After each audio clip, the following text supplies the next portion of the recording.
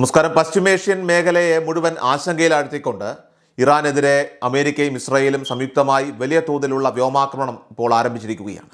ഇറാന്റെ സമസ്ത മേഖലകളെയും ലക്ഷ്യം വെച്ചുകൊണ്ടുള്ള മിസൈൽ വർഷമാണ് വരും മണിക്കൂറുകളിൽ പ്രതീക്ഷിക്കുന്നത്. മണിക്കൂറുകൾ നീണ്ട കൃത്യമായ പ്ലാനിങ്ങിന് ശേഷമാണ് ഈ ആക്രമണങ്ങൾ നടക്കുന്നത് എന്നതാണ് ഇപ്പോൾ പുറത്തുവരുന്ന വിവരങ്ങൾ സൂചിപ്പിക്കുന്നത് തന്നെ. എല്ലായിടത്തും ബോംബ് വർഷം ഉണ്ടാകുമെന്നും വലിയ തോതിലുള്ള ആക്രമണം നടത്തുമെന്നും പ്രഖ്യാപിക്കുമ്പോൾ ഇറാൻ എന്ന രാജ്യത്തെയാണ് ലക്ഷ്യം വെക്കുന്നതെന്ന് നമ്മൾ ഇവിടെ മനസ്സിലാക്കണം. ഇറാന്റെ സമസ്ത മേഖലകളിലേക്കും ഒരുപക്ഷെ വരും മണിക്കൂറുകളിൽ മിസൈലുകൾ വർഷിച്ചേക്കാം എന്നാണ് ഇത് സൂചിപ്പിക്കുന്നത്. അതായത് മണിക്കൂറുകൾ എടുത്തു മാത്രമേ ഈ മിസൈലുകൾ ഇറാനിലേക്ക് എത്തുകയുള്ളൂ. ഇസ്രായേലിൻ്റെ സഹായത്തോടെയാണെങ്കിൽ പോലും അമേരിക്കയെ പോലെ ഒരു രാജ്യം ആക്രമണം നടത്തുമ്പോൾ വലിയ സമയമെടുത്തുകൊണ്ട് മാത്രമാണ് അത് പൂർത്തിയാക്കുക. ഏതാണ്ട് 5-6 മണിക്കൂറുകൾക്ക് ശേഷം പതിക്കുന്ന മിസൈലുകൾ വരെ ഇതിലുണ്ട്. നേരത്തെ തന്നെ ആക്രമണം ആരംഭിച്ചു കഴിഞ്ഞു. ഇപ്പോഴും ഇറാനിൽ അമേരിക്ക ആക്രമണം തുടരുകയാണ്. ഇസ്രായേലും അമേരിക്കയും സംയുക്തമായിട്ടാണ് ഈ നീക്കം ഇപ്പോൾ നടത്തിക്കൊണ്ടിരിക്കുന്നത്. ഇറാൻ ഇതിനെ തിരിച്ചടിക്കുകയാണ്. ഇതേ സാഹചര്യത്തിൽ ഇറാൻ ഇതിനെ തിരിച്ചടിക്കുകയാണ്. അങ്ങനെ ഒരു യുദ്ധ സാഹചര്യത്തിലേക്ക് തന്നെയാണ് ഇപ്പോൾ കാര്യങ്ങളൊക്കെ തന്നെ എത്തി നിൽക്കുന്നത്. ഈ യുദ്ധം ഇനി എത്രത്തോളം വ്യാപിക്കുമെന്നും എത്ര ദിവസം മുന്നോട്ട് പോകുമെന്നതിലുമാണ് ഇനി വ്യക്തത വരേണ്ടതായിട്ടുള്ളത്. യുദ്ധം അവസാനിപ്പിക്കാൻ ലോകരാഷ്ട്രങ്ങളുടെ അടിയന്തര ഇടപെടൽ ഉണ്ടാകുമോ എന്നും ആ ഇടപെടലിനെ അംഗീകരിക്കാൻ ഇറാനോ അമേരിക്കയോ തയ്യാറാകുമോ എന്നതിനെയും ആശ്രയിച്ചായിരിക്കും ഈ യുദ്ധത്തിൻ്റെ കാലാവധി എന്ന് പറയുന്നത്. എന്തുതന്നെ ആയാലും ഒരു യുദ്ധം ആരംഭിച്ചാൽ അത് പെട്ടെന്നൊന്നും അവസാനിക്കില്ലെന്ന് നമുക്കറിയാം.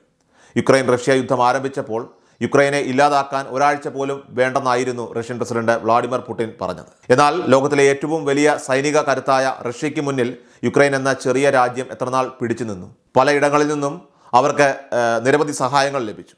ഇപ്പോഴും ആ സംഘർഷം തുടരുകയാണെന്നതാണ് യാഥാർത്ഥ്യം.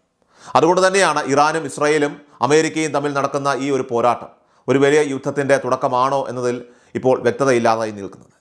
എന്തായാലും ഇതൊരു തുറന്ന പോരാട്ടം തന്നെയാണ്. അമേരിക്കയും ഇറാനും നേർക്കുനേർ എത്തിയിരിക്കുകയാണ്. ഇറാനിലെ ജനങ്ങൾക്ക് മുന്നറിയിപ്പ് നൽകിക്കൊണ്ട് അമേരിക്കൻ പ്രസിഡന്റ് ഡൊണാൾഡ് ട്രംപ് യുദ്ധപ്രഖ്യാപനം നടത്തിക്കഴിഞ്ഞു. ഭരണസിരാ കേന്ദ്രങ്ങളിൽ അടക്കം ആക്രമണം നടത്തിക്കൊണ്ട് അതിൻ്റെ സൂചന കൃത്യമായി ഇപ്പോൾ നൽകിയിരിക്കുകയാണ്. ആദ്യ മിസൈൽ പതിച്ചത് ഇറാന്റെ ഭരണസിരാ കേന്ദ്രത്തിലാണെന്ന് വരുമ്പോൾ അത് എത്രമാത്രം ലക്ഷ്യം വെച്ചുള്ള ആക്രമണമാണെന്ന് ഇവിടെ മനസ്സിലാക്കാൻ സാധിക്കും. എല്ലാ സൈനിക കേന്ദ്രങ്ങളെയും ലക്ഷ്യം വെച്ചു കഴിഞ്ഞുവെന്ന് ട്രംപ് ലോകത്തോടും സോഷ്യൽ മീഡിയയിലൂടെയും ഒക്കെ തന്നെ ഇപ്പോൾ വ്യക്തമാക്കി കഴിഞ്ഞു. ആ നീക്കങ്ങൾ നേരത്തെ തന്നെ ആരംഭിച്ചുവെന്നതിൽ തർക്കമില്ല. വളരെ കൃത്യമായ പ്ലാനിങ്ങോടെ ടാർഗറ്റുകൾ നിശ്ചയിച്ചുള്ള ആക്രമണമാണ് ഇപ്പോൾ നടക്കുന്നത്. ഒരു രാജ്യത്തലവൻ ഇത്തരത്തിൽ പ്രതികരിക്കുമ്പോൾ പശ്ചിമേഷ്യ വലിയൊരു യുദ്ധത്തിലേക്ക് നീങ്ങുന്നുവെന്ന് വേണം ഇതിലൂടെ കരുതാനായിട്ട്. അതുകൊണ്ട് തന്നെ അതിൻ്റെ പ്രതിഫലനങ്ങൾ അത് തീർച്ചയായിട്ടും അതിരൂക്ഷമായിരിക്കും. ഞാൻ നേരത്തെ സൂചിപ്പിച്ചതുപോലെ ഗൾഫ് രാജ്യങ്ങളിലേക്കടക്കം ഇറാൻ്റെ ഭാഗത്തു നിന്ന് തിരിച്ചടികൾ ഉണ്ടായേക്കാം. അമേരിക്കയുടെ സൈനിക കേന്ദ്രങ്ങളെ ലക്ഷ്യം വെച്ച് ഇറാൻ തിരിച്ചടിച്ചേക്കാം. ഇറാനുമായി സഹകരിക്കുന്ന രാജ്യങ്ങളെ അമേരിക്കയും ഒരുപക്ഷെ ആക്രമിച്ചേക്കാം. അപ്പോൾ ഇത്തരത്തിലുള്ള വിവരങ്ങൾ പുറത്തു വരുമ്പോൾ ബഹ്റൈനിലും സ്ഫോടനം നടന്നുവെന്നത് എടുത്തു പറയേണ്ടതായിട്ടുണ്ട്. ജെറുസലേമിൽ സ്ഫോടനം ഉണ്ടായപ്പോൾ തന്നെ ജോർദാൻ ഉൾപ്പെടെയുള്ള മേഖലകൾ സുരക്ഷിതമല്ലെന്ന് റിപ്പോർട്ടുകളുണ്ടായിരുന്നു. ഇപ്പോൾ ഇതാ ജോർദാനിലും സ്ഫോടന ശബ്ദം കേട്ടുവെന്ന തരത്തിലുള്ള വിവരമാണ് പുറത്തു വരുന്നത്. അങ്ങനെയെങ്കിൽ അമേരിക്ക വളരെ രൂക്ഷമായ ഒരു ആക്രമണത്തിനാണ് മുതിരുന്നത്. യുദ്ധസമാനമായ സാഹചര്യങ്ങൾ മുൻകൂട്ടി കണ്ട് നടത്തിയ തയ്യാറെടുപ്പുകൾക്കൊടുവിൽ അവർ ആക്രമണം ഇപ്പോൾ ആരംഭിച്ചിരിക്കുന്നു. ഇറാനുമേൽ മിസൈൽ വർഷം തീർക്കുക എന്നത് അമേരിക്കയുടെ പ്രഥമ ലക്ഷ്യമാണ്. ഈ രാത്രി നിങ്ങൾ ഉറങ്ങില്ല എന്ന് ഡൊണാൾഡ് ട്രംപ് പ്രഖ്യാപിക്കുന്നത് അതുകൊണ്ട് തന്നെയാണ്. ജീവൻ വേണമെങ്കിൽ സുരക്ഷിത സ്ഥാനങ്ങളിലേക്ക് മാറാനും ഭരണകൂടത്തെ പിന്തുണയ്ക്കുന്നവർ മരണം കൈവരിക്കാൻ തയ്യാറായിക്കൊള്ളാനുമുള്ള കടുത്ത മുന്നറിയിപ്പാണ് ട്രംപ് ഇവിടെ നൽകിയിരിക്കുന്നത്. ഇതിൽ നിന്ന് തന്നെ ഈ യുദ്ധത്തിൻ്റെ ഭീകരത എത്രത്തോളമെന്ന് വ്യക്തമാണ്. മാത്രമല്ല കാര്യങ്ങൾ ഒരു വലിയ യുദ്ധത്തിലേക്ക് നീങ്ങുന്ന സാഹചര്യമാണ്. കഠിനമായ മറുപടി നൽകുമെന്ന് ഇറാൻ നേരത്തെ തന്നെ മുന്നറിയിപ്പ് നൽകിയിരുന്നു. ഇസ്രായേലിനോടും അമേരിക്കയോടും അവർ പറയുന്നത് ശക്തമായ തിരിച്ചടി ഉണ്ടാകുമെന്നാണ്. ഇതിനിടെ രാത്രിയിൽ വലിയ ആക്രമണങ്ങൾ ഉണ്ടാകുമെന്ന് ട്രംപും മുന്നറിയിപ്പ് നൽകുന്നുണ്ട്. മറ്റ് രാജ്യങ്ങൾ ഈ വിഷയത്തിൽ നിർണായക ഇടപെടൽ നടത്താൻ സാധ്യതയുണ്ടോ എന്നാണ് ലോകം മുഴുവൻ ഇപ്പോൾ ഉറ്റുനോക്കുന്നത്. അമേരിക്കയുടെ തന്ത്രപ്രധാനമായ കേന്ദ്രങ്ങളും സഹായം ലഭിക്കുന്ന രാജ്യങ്ങളും ഗൾഫ് മേഖലയിലുണ്ട്. അതുകൊണ്ട് തന്നെ ലോക രാജ്യങ്ങളുടെ ഇടപെടലാണ് ഇപ്പോൾ എല്ലാവരും ഉറ്റുനോക്കുന്നത്.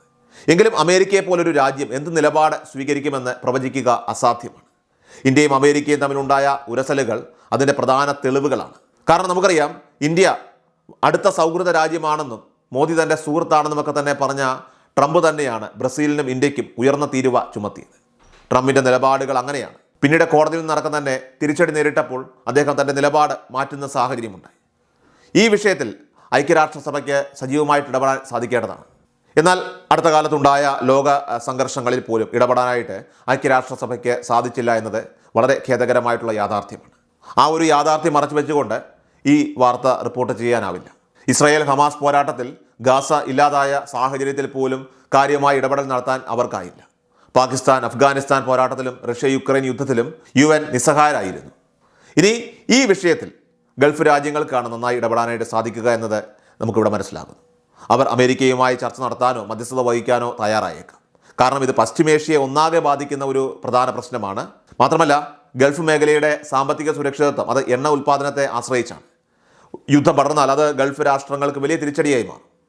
ഏതായാലും വരും മണിക്കൂറുകളിൽ ലോകത്തെ ചരക്ക് കപ്പലുകളുടെ നീക്കം നിലയ്ക്കുകയും വ്യോമപാതകൾ അടക്കേണ്ടി വരികയും ചെയ്താൽ അത് ലോകരാഷ്ട്രങ്ങളെ ഒന്നടങ്കം ബാധിക്കുന്ന വലിയൊരു പ്രതിസന്ധിയായി മാറും. ഈ ഒരു പശ്ചാത്തലത്തിൽ വേണം നമ്മൾ ഈ യുദ്ധത്തെ കാണാനായിട്ട്. അതുകൊണ്ട് തന്നെ അറബ് രാജ്യങ്ങൾ ഉടൻ തന്നെ ഈ വിഷയത്തിൽ ഇടപെട്ടേക്കാം. ഇപ്പോഴിതാ ബഹ്റൈനിലെ അമേരിക്കൻ സൈനിക കേന്ദ്രത്തിൽ ഉഗ്ര സ്ഫോടനം നടന്നിരിക്കുന്നു എന്നുള്ള വാർത്ത കൂടി പുറത്തു വരികയാണ്. ഗൾഫ് മേഖലയിലെ മറ്റു രാജ്യങ്ങളിലും അമേരിക്കയ്ക്ക് സൈനിക താവളങ്ങളുണ്ട്. അവിടെയും ഇറാൻ ആക്രമണം നടത്തുമോ എന്നതാണ് ഇനി അറിയേണ്ടത്. അപ്പോൾ അത്തരത്തിലുള്ള വ്യാപകമായ ഒരു ആക്രമണത്തിന് ഇറാൻ്റെ ഭാഗത്തുള്ള സാധ്യത വളരെ കൂടുതലാണ്. ഏതായാലും വരും മണിക്കൂറുകൾ പശ്ചിമേഷ്യയെ സംബന്ധിച്ച് അതിനിർണായകമാണ്.